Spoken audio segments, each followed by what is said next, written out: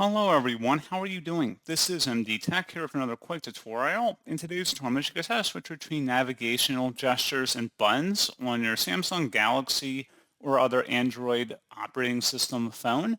So this should hopefully be a pretty straightforward process here, guys. And without further ado, let's go ahead and jump right into it. All you have to do is swipe up on the home screen and select the setting gear button. And now you want to go down and select display and touch.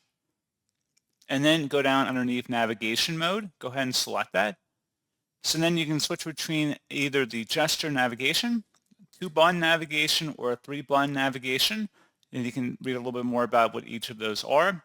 And you can also have the ability to adjust the circle to search option if you want to enable or disable that option on your phone, which would touch and hold the home button or navigation handle to search using the content on your screen. So different options here to explore, and that's pretty much all you'd have to do.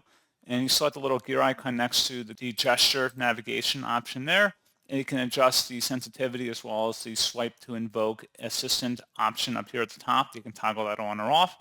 So like I said, pretty straightforward process on that, guys. And as always, thank you for watching. I do hope that I was able to help you out, and I do look forward to catching you all in the next tutorial. Goodbye.